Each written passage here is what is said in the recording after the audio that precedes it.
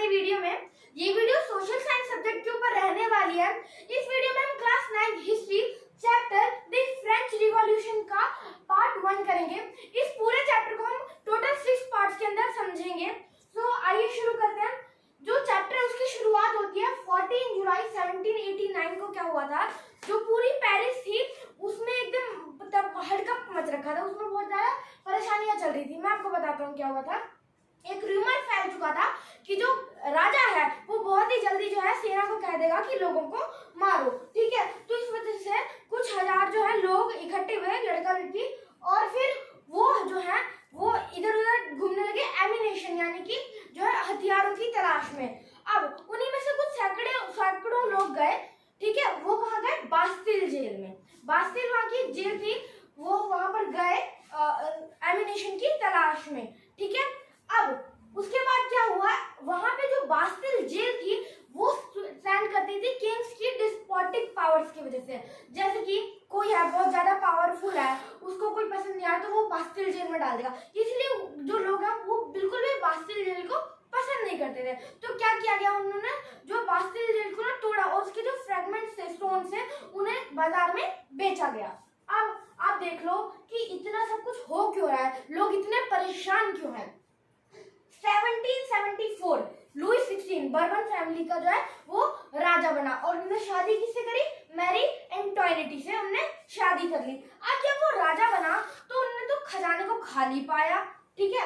Empty treasury, उन्होंने जो है पूरा जो ट्रेजरी है वो खाली पाया। ऐसा क्यों? क्योंकि वॉर में बहुत सारा पैसा लग गया था और जो फ्रांस है उसका जो महल वगैरह है, कोर्ट वगैरह है, उसको जो है वो बहुत ही ज्यादा उसमें पैसे इन्वेस्ट करता है उसकी सजावट वगैरह मेंटेनेंस के लिए। और एक और बात जो है, फ्रांस उनने 13 कॉलोनीज को जो है वो फाइनेंशियली उसने मदद कर रखी थी जो ब्रिटेन है उससे जो है इंडिपेंडेंस गेन करने के लिए, ठीक है। तो ये सारे बहुत सारे रीजन थे जिनकी वजह से जो ट्रेजरी हो गई खाली। अब राजा ने सोचा कि भाई ट्रेजरी खाली है, खजाना खाली है, लेकिन स्टेट को तो चलाना है ना, कॉलेज इंस्टीट्यूशंस जो है अलग अलग तरीके के बिल्डिंग्स ऑफिशियल्स उन सबको तो चलाना है ना, तो उसके लिए पैसा चाहिए होगा। अब पैसा कैसे उन्होंने जुगाड़ लगाया, उन्होंने सोचा टैक्स बढ़ा लेते हैं, ठीक है। उन्होंने सोचा कि हम टैक्स बढ़ाते चले जाएंगे तो उन पर ज्यादा टैक्स आते जाएगा। अब एक और प्रॉब्लम आती है, जो फ्रांस था उस टाइम पे, वो क्या था, 3 स्टेट में बटा हुआ था। कौन सा? क्लर्जी, नोबिलिटी और थर्ड स्टेट। क्लर्जी जो मतलब चर्च से रिलेटेड लोग थे, नोबिलिटी मतलब वो जो बहुत ज्यादा प्रोस्परस और जो बहुत ज्यादा अमीर लोग थे, ठीक है। और थर्ड स्टेट में कौन आते हैं? लॉयर और अलग अलग ऑफिशियल्स, पीजेंट्स, फार्मर्स। मतलब थर्ड स्टेट में भी थोड़े बहुत अमीर लोग आते हैं, लेकिन जो जितने भी गरीब लोग हैं वो भी जो है थर्ड स्टेट में आते हैं। अब जो है टैक्स जितना भी था वो केवल थर्ड स्टेट के लोगों को देना होता था, जिस वजह से उन्हें बड़ा इस बात पे गुस्सा आता था कि भाई फर्स्ट स्टेट और सेकंड स्टेट को इतनी प्रिविलेजेस क्यों? प्रिविलेजेस का मतलब होता है विशेष अधिकार, ठीक है। अब ओल्ड डिजाइन क्या था, जो भी इंस्टीट्यूशंस थे जो फ्रांस के हैं वो 1789 से पहले के उन्हें क्या कहते थे? हम कहते थे ओल्ड रिजाइन, ओके। अब आप देख लो कि ऐसा क्या सिस्टम था पैसों का, जमीन का। 90% जो थी वो पीजेंट्स की थी पॉपुलेशन पूरे फ्रांस में उस टाइम पे 90%। उनमें से बहुत कम पे जो है खुद की लैंड थी जो है खेती करने के लिए। 60% जो लैंड थी वो थी नोबल्स के पास, चर्च के जो लोग थे, क्लर्जी लोगों के पास, और थर्ड स्टेट के कुछ अमीर लोगों के पास जो थी 60% लैंड थी। अब टाइट्स और टैरी क्या होता है? ये दोनों ही टैक्स है। टाइट्स तो वो टैक्स है जो चर्च लेता है, चर्च अपना एक टैक्स लेता है कि भाई हमें टैक्स दो, उस टैक्स को कहते हैं टाइट्स। और टैली जो होता है वो होता है वो टैक्स जो स्टेट लेती है, ठीक है। अब ये टैली टैक्स है, ठीक है, लेकिन इसके अलावा भी बहुत सारे इनडायरेक्ट टैक्सेस हैं, जैसे कि तंबाकू और अलग अलग जो है डेली जो है सामान जो हम खरीदते हैं उनके ऊपर अलग अलग इनडायरेक्ट टैक्सेस भी लगे थे, जो कि मतलब बहुत ज्यादा हो जाते थे और केवल थर्ड स्टेट को ही वो टैक्सेस देने पड़ते थे। अब देख लेते हैं कि क्या हुआ फ्रांस में ऐसा जिस वजह से फ्रांस को बार बार सब्सिस्टेंस क्राइसिस झेलनी पड़ती थी। फ्रांस की जो पॉपुलेशन है 1715 में वो थी 23 मिलियन, ठीक है। 23 मिलियन का मतलब 2.3 करोड़, 2 करोड़ 30 लाख। और 1789 में जो है फ्रांस की जो पॉपुलेशन वो बढ़कर हो गई 28 मिलियन, यानी कि 2.8 करोड़, 2 करोड़ 80 लाख। अब देखो कितनी पॉपुलेशन बढ़ गई, 50 लाख पॉपुलेशन बढ़ गई। अब देखो जमीन उतनी, खेती उतनी, पॉपुलेशन बढ़ गई तो डिमांड बढ़ गई। अब देखो सप्लाई कम है, डिमांड ज्यादा है, तो क्या हो जाएगा, रेट इंक्रीज हो जाएंगे, जिस वजह से जो ब्रेड है, जैसे कि वहाँ की जो स्टेपल डाइट है, जो अधिकतर लोग वहाँ के खाते हैं, वो ब्रेड है और उसका जो प्राइस है वो बहुत ज्यादा बढ़ गया, जिस वजह से उसे आम लोग जो है वो बहुत ही कम अफोर्ड कर पा रहे थे। ठीक है, अब देखो क्या होता है, कभी कभार जो है हेल्स आते हैं या और कोई आपदा आती है, ओले गिर जाते हैं, तो फसल और खराब हो जाती है। अब पहले ही हम खाने के लिए लोगों के पास सामान कम है, अब फसल और कम हो गई तो और दिक्कत आ जाती है और रेट बढ़ जाता है, जिस वजह से क्या आती है, सब्सिस्टेंस क्राइसिस, जो कि फ्रांस में उस टाइम पे बहुत बार आई थी। सब्सिस्टेंस क्राइसिस में क्या होता है, जो बेसिक मीन्स ऑफ लाइवलीहुड होते हैं, जिनके बिना आप जी ही नहीं सकते, वो इंडेंजर्ड हो जाते हैं, जिस वजह से आप उन्हें भी अफोर्ड नहीं कर पाते हो। अब हम समझ लेते हैं कि मिडिल क्लास क्या थी और ये कैसे ग्रो करी। अब आप देखो जो है उस समय से भी पहले फ्रेंच रिवॉल्यूशन के मतलब पहले भी बहुत सारे रिवॉल्ट्स हुए हैं, लेकिन जो पीजेंट्स वगैरह थे उन्होंने एकदम परफेक्ट मेजर नहीं लिया, एकदम प्लानिंग के साथ कुछ भी नहीं किया। ठीक है, जैसे मनी हीस्ट वाले हैं वो बड़ी प्लानिंग के साथ चोरी करते हैं ना, वैसे इन पे कोई प्लानिंग नहीं थी, जिस वजह से क्या है, ये सोसाइटी में चेंज नहीं ला पाए, इकोनॉमिक ऑर्डर में चेंज नहीं ला पाए।